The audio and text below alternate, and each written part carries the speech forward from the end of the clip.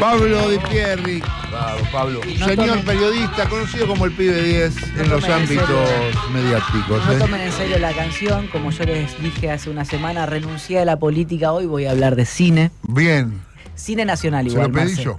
Pero digo, mira, Dipi, no estás entendiendo la política.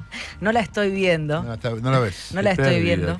Anda De al hecho, cine, le dije, anda al cine. de hecho, el título de la columna es Cristina y Macri ven el juego de Milei. Y el juego de Milei es porque suena parecido, o elegí esa frasecita porque suena parecido, más allá de que ahora voy a hablar del juego de Milei, suena muy parecido al nombre de una película dirigida hace 21 años, o por lo menos proyectada en cines argentinos hace 21 años, y dirigida por Alberto Lecchi, o Lecchi, como quieran, y protagonizada por Darío Grandinetti y Diego Torres. Grandes actores.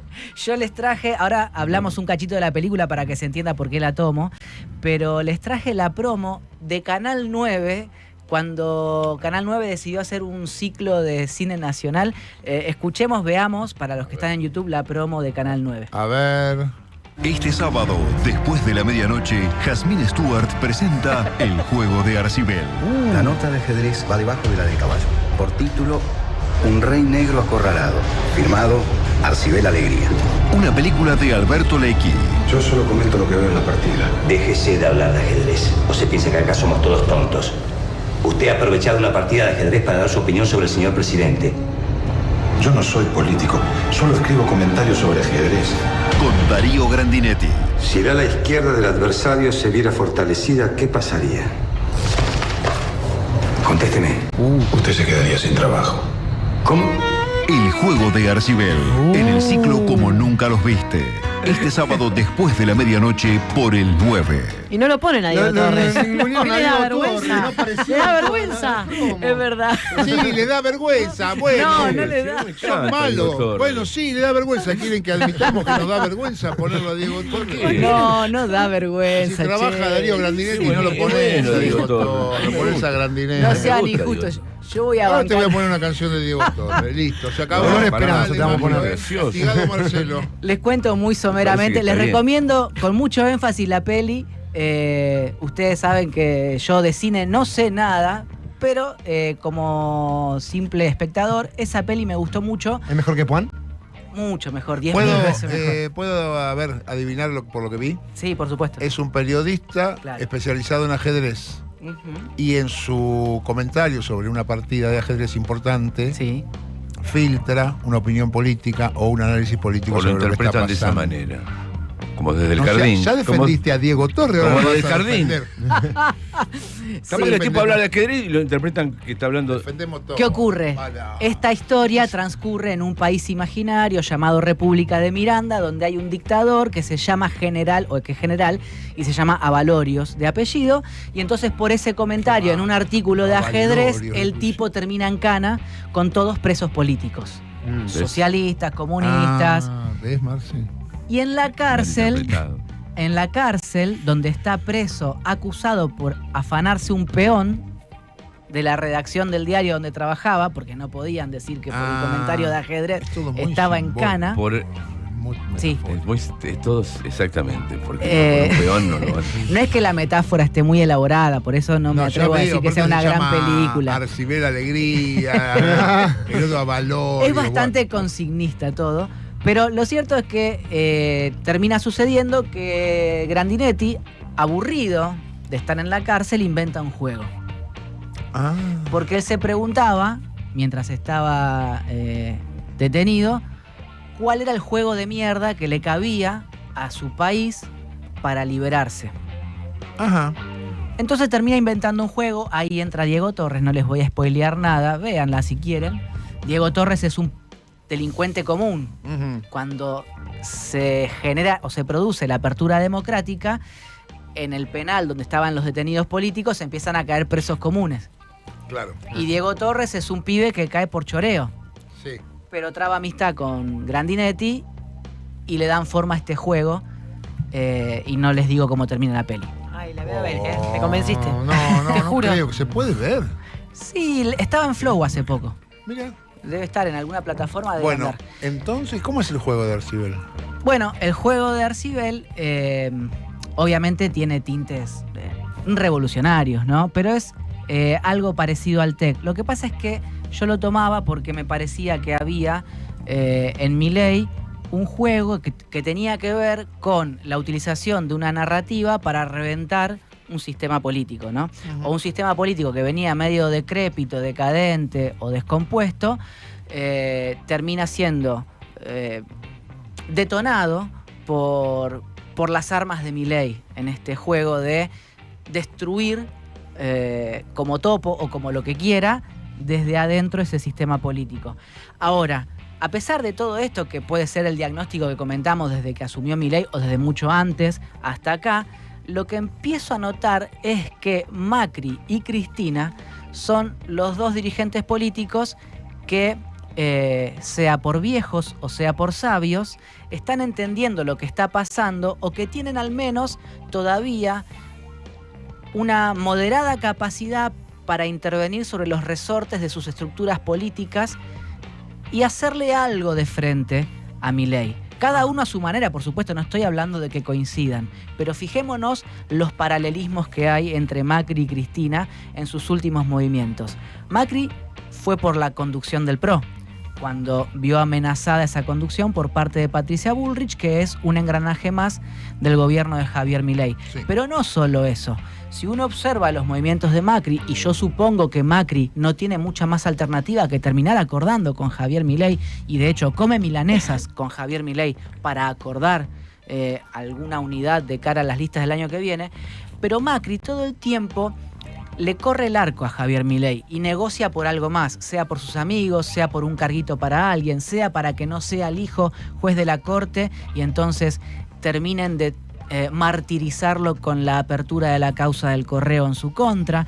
O sea, todo lo que hace Mauricio Macri reteniendo su cada vez más chica cuota de poder político, lo hace para... voy a decirlo con todas las letras, extorsionar o condicionar al gobierno de Javier Milei y que le dé pelota a él. Ajá. ¿Sí? Y sacar ventaja, obviamente, ¿no? Sacar ventaja en sus expedientes judiciales y sacar ventaja también en sus negocios, porque qué otra cosa que beneficiar a los amigos de Mauricio Macri puede advertirse, por ejemplo, en el proyecto de privatización de Aerolíneas Argentinas que está promoviendo el diputado Hernán Lombardi. O sea, Hernán Lombardi hace un proyecto, como conté hace un tiempo, de 3 artículos, el tercero encima dice comuníquese, y 2 páginas de argumentos, de fundamentos, perdón, y eso es para habilitar los negocios de los amigos de Mauricio Macri en líneas aéreas. Ajá. Sí. En definitiva, va para ese lado.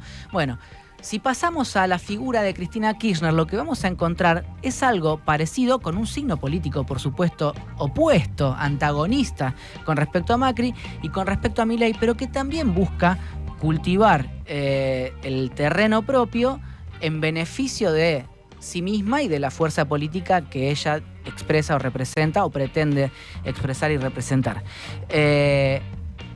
No es casual que vaya por la conducción del PJ en un contexto donde está amenazada judicialmente con que le van a tirar por la cabeza la ratificación de la sentencia de la causa vialidad el próximo 13 de noviembre.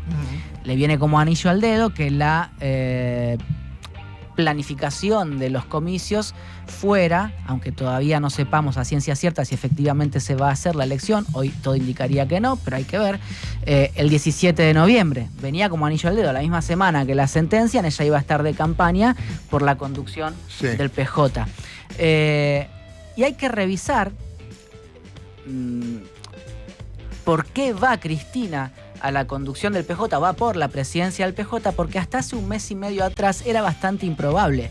Cuando uno hablaba, a pesar de que había un run a propósito de este tema, con el entorno de la expresidenta, lo que te decían es, no, si a Cristina nunca le interesó el PJ, exacto, esas son cosas de ustedes los periodistas, Cristina nunca dijo nada, Cristina no va a ir.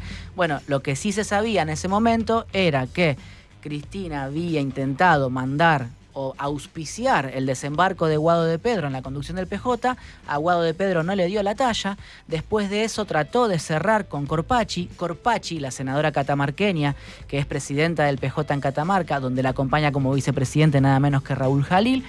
Corpachi no quería no podía. Corpacci, además de ser senadora, está bastante apegada a temas familiares desde hace ya algunos años. Entonces, dicen que no la convencía una responsabilidad tan alta, pero aún así Cristina evaluaba jugarla a Corpacci de vice y que fuera el presidente Sergio Uñac, que fue gobernador de San Juan y que no era o no fue nunca precisamente un kirchnerista. No, para nada. Pero tampoco les dio, parece, para enfrentar a Quintela y termina postulándose ella. Ahora, Quintela lanzando tuvo, el operativo Clamor. Cuando Quintela aparece como posible presidente del PJ, tuvo el apoyo de Cristina. Y de muchos kirchneristas. Se dijo que, voy a decir también lo que me dijeron cerca de ella, porque se dijo que Quintela se juntó allá por abril, si mal no recuerdo, con la expresidenta, o por lo menos eso transmitieron los riojanos en su momento, y que Cristina lo alentó, o por lo menos le dijo, bueno, dale. Sí. Pero cuando Cristina lanzó el operativo Clamor, de una manera un tanto capciosa desde su entorno, lo que por lo menos empezaron a decir en el medio de la trifulca, digamos, de la competencia o la compulsa, es Quintela nunca se juntó con Cristina, nunca pidió la reunión. Entonces uno no terminaba de entender tampoco si se refería a si antes se había reunido o no, o si se referían a que en este último tiempo no se habían juntado y qué había pasado antes. Evitaban responder cuando uno insistía y le decía, no, pero antes se juntaron o no se juntaron. Bueno, eran evadidas ese tipo de inquietudes. Pero digamos, Quintela fue un candidato pero del kirchnerismo. Tenía el aval del kirchnerismo sin duda alguna. Bien. Y era destacado como un gobernador que hacía oposición a Milei, a diferencia de otros gobernadores peronistas como el que nombré recién, el catamarqueño Jalil y el tucumano Osvaldo Jaldo, ¿no? Que siendo peronistas y siendo parte del PJ, iban a Casa Rosada, se reunían con Javier Milei, pedían cosas y ofrecían votos en el Congreso a cambio de esas cosas que pedían. Sí, cosa que Quintela nunca hizo. Los riojanos, los representantes riojanos en el Congreso nunca votaron con Milei o con las fuerzas de Milei. Ahora, vuelvo a esto de ver recordar el juego. esto porque después al que le interesa ubicarse y ubicarte en un lugar no lo recuerda y no quiere que uno lo recuerde. Claro. Pero la verdad que sí, esto viene muy enroscado, o sea, no es que hay una claridad absoluta. Quintela hasta antes de ayer era el compañero Quintela, estaba todo bien, dale que sos vos, vamos para adelante, después sos un puto, después sos un traidor hijo de puta, y entonces también es complicado, ¿viste? A veces estas cosas también son feas para nosotros, ¿viste? Y te ponen a jugar en esto que, no sé, bueno, jugala vos, loco. Aparte es un juego que yo no lo entiendo, ni lo quiero entender tampoco. Es que tiene que ver, ahí es donde me parece que queda más en evidencia a qué están jugando Macri y Cristina. Los dos, desde distintos polos, tratan de condicionar o de gravitar en este escenario político para que Milei no arrase con ellos. ¿Sí? Porque también se dice mucho que Milei va por el kirchnerismo, o sea, quiere terminar con el kirchnerismo, y eso no se corrobora en los hechos. Hay líneas de conversación y negociación abiertas entre el entorno de la expresidenta y el entorno de Milei, nada menos que, entre otras cosas, para la integración de la Corte, por ejemplo. Y eso es así desde hace meses. Por eso se hablaba de que el hijo iba a ser apoyado por los peronistas hasta que en un momento, y pese a que se trató de desmentir, Cristina Kirchner tiró del mantel y retiró de la conversación a sus senadores más importantes. Juliana Di Tulio, Anabel Fernández Sagasti, dieron un portazo, se levantaron, no fueron a la comisión, retasearon sus presencias, retasearon las firmas del dictamen y no terminó juntando las firmas suficientes para ser tratado en recinto el pliego del hijo. ¿Por qué el hijo es un problema? ¿Por qué hay un juego entre Milei, Macri, Cristina y el hijo en el medio? Bueno, el asunto es que justamente Macri no quiere al hijo porque el hijo lo verdugueó bastante con la causa Correa, la mantuvo abierta, Sí. y al mantenerla abierta siempre lo tuvo en la picota judicial, a él y a su familia. Y eso es lo que hace que el ingeniero lo deteste. En el caso de Cristina Kirchner, entendían cerca suyo que el hijo es un hombre más de la política, aunque le saliera muy caro igual esa comprensión, ¿no? O esa interpretación o caracterización del juez federal Ariel Lijo, porque también es muchas otras cosas. O sea, es el que filtró las fotos de Amado Vudú el día de su detención, Sí. o es el responsable de la filtración, para no decir que fue quien filtró las fotos. Y también lo que ha hecho lo pone como parte del sistema del lawfare en Argentina, de lo que se ha llamado sistemáticamente en la prensa más afín al kirchnerismo el lawfare de Comodoro Pi. Sí. O sea, formó parte de la estructura junto a Lorenzetti, ¿no? Ahora, también, si uno vuelve pasos más atrás, encuentra que Ricardo Lorenzetti fue una de las claves para la información que manejaba el bloque de Unión por la Patria, o en ese momento Frente de Todos, durante el juicio político a los cortesanos. O sea, cuando se le hace juicio político a los 4 jueces de la Corte, Sí. se suponía que mucha de la información que manejaban los diputados kirchneristas, como Rodolfo Tailade, Carolina Gailiar, Eduardo Valdés, provenía de algún tipo de suministro por interpósitas personas que pertenecía al universo judicial y que respondía, en parte, a Lorenzetti. Es decir, Ok. tenían información contra Rosati, contra Maqueda, que difícilmente hubieran conseguido si no fuese porque había obrado una filtración desde tribunales. Está bien. Entonces todos señalaban a Lorenzetti como alguien a quien de pronto habían, no digo exculpado, pero sí habían vuelto a colocarlo en un lugar de interlocución Estaba política. en el juego de Arcibel. Básicamente. Entonces, cuando... No había también un... Porque a mí esto me lo marcaron un montón de veces, que el apoyo al hijo tenía que venir condicionado de una ampliación de la Corte. Claro, eso fue después, cuando Cristina ve que los que terminan apoyando al hijo son solamente los 33 senadores peronistas, empieza a exigir otra serie de cosas. Ampliar la discusión era, discutamos el nombre del procurador, discutamos el de la defensoría, discutamos los 140 cargos para jueces que ya están aprobados en Consejo de la Magistratura y que el gobierno de Milei no manda al Congreso para que sean aprobados. Esos son jueces en las provincias que tienen incidencia en las políticas de los gobernadores, también los peronistas, o sea que había muchos gobernadores peronistas interesados en aportar sus votos para que el hijo sea juez, con tal de destrabar esta situación de otros 140 jueces. Entonces Cristina empieza a decir, o manda a decir, que se amplíe la mesa de negociación o si no, no hay apoyo al hijo. Como Santiago Caputo es parte del discurso, o es, si querés, el promotor principal de la frase a todo o nada dentro de este gobierno, no hubo negociación sobre todo lo demás que demandaba el peronismo y el kirchnerismo y se cae el pliego del hijo. Sin embargo, en los últimos días empezaron a decir que el kirchnerismo quiere bajar a García Mansilla y poner en lugar de García Mansilla a Graciana Peñafort, o a Marilyn Sagnún, que es un nombre que ya sonaba, pero que yo insistí acá que ella negaba que haya sido siquiera tentada con ese cargo.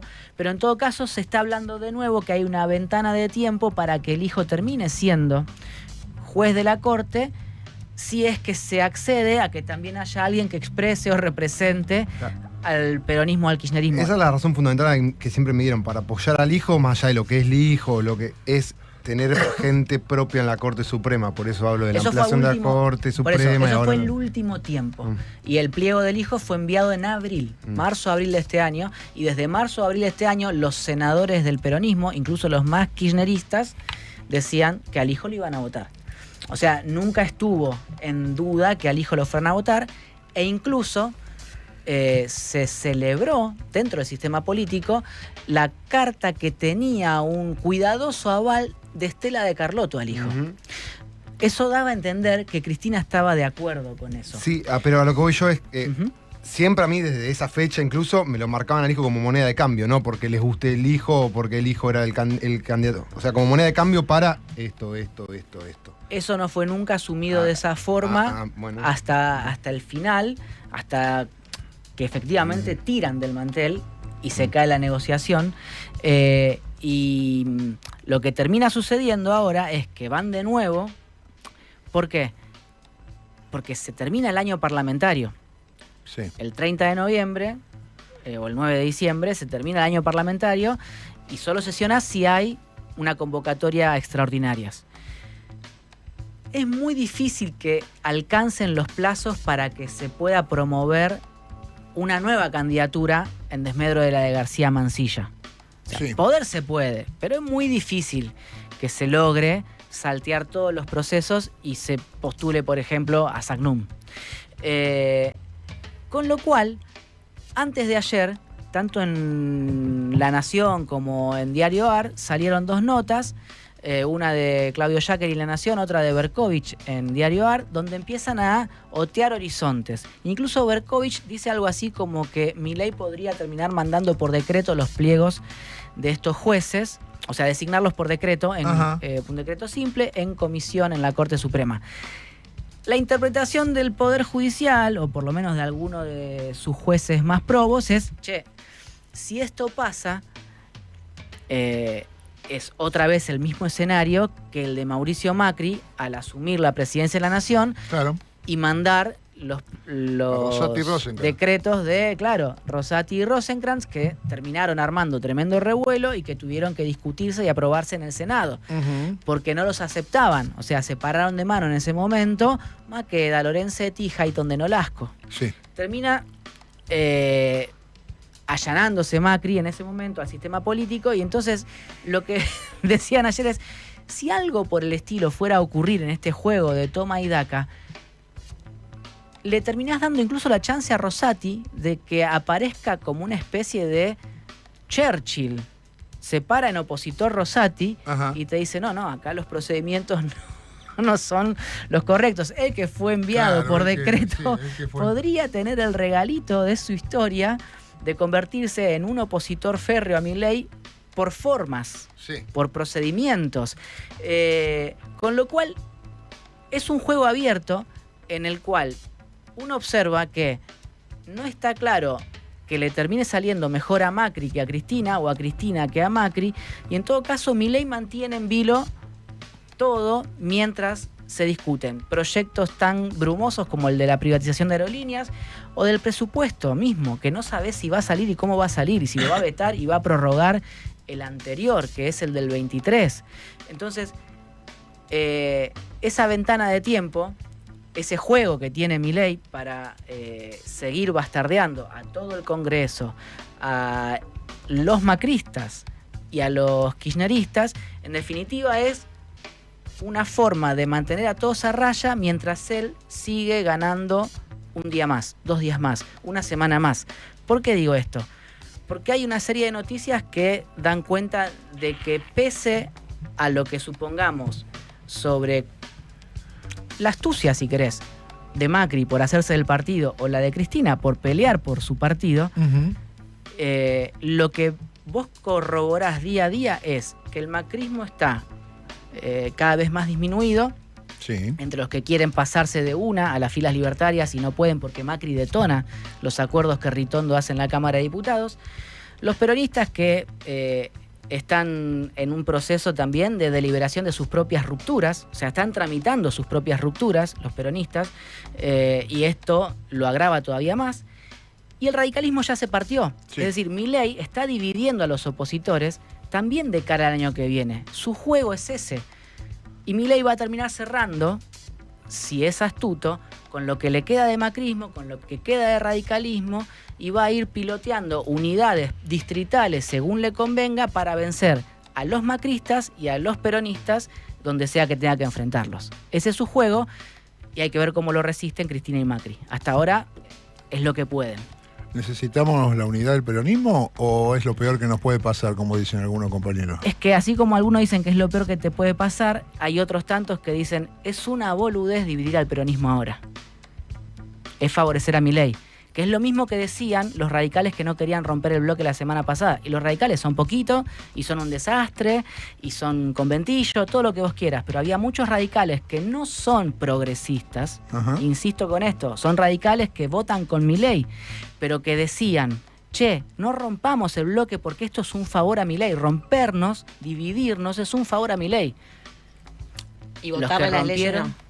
Sí, estos que decían pero rompernos. por eso digo, ellos votan las leyes a favor de Milei, pero piensan que los que no quieren votar con ellos y quieren, digamos, hacer otra política, sí, son los que favorecen a Milei. Sí. Es buenísimo. Es buenísimo porque ¿qué es lo que está de fondo? En esos que votan las leyes de Milei, pero quieren conservar la estructura partidaria. Es la de reanimar la estructura y convertir al radicalismo en sus quiméricas digamos, especulaciones, quieren convertir al radicalismo de nuevo en un partido de poder. Uno no comparte esa línea, no comparte, pero entiende la lógica claro, de construcción sistémica en la política. Un partido de derecha, pero bueno, pero un partido al fin. Un partido más serio que esto. Enfermo mental, a pesar de que los votan. Pero desde el PRO que no tienen un... Bueno, no sé. No, la discusión es... Bueno, claro. Por eso, la discusión es cómo hacer frente, ¿no? Cristina y Macri yo pensé que el radicalismo, que una vez que rompía con Juntos por el Cambio, se iba a conformar de vuelta en el radicalismo. Y lo acaban de romper en la mitad. Sí. Y por eso... Pero lo lógico era que volviera a hacer el radicalismo. Bueno, lo más probable es que Milei se nutra de los pedazos sueltos de radicalismo, peronismo y macrismo. ¿Quién gana? Y empujemos a todos los compañeros que no nos gusta, empujémoselo para el lado de Milei, que nos va a ir bárbaro. Vamos, gracias, Dipi. Vamos con música. ¿Qué vas a poner?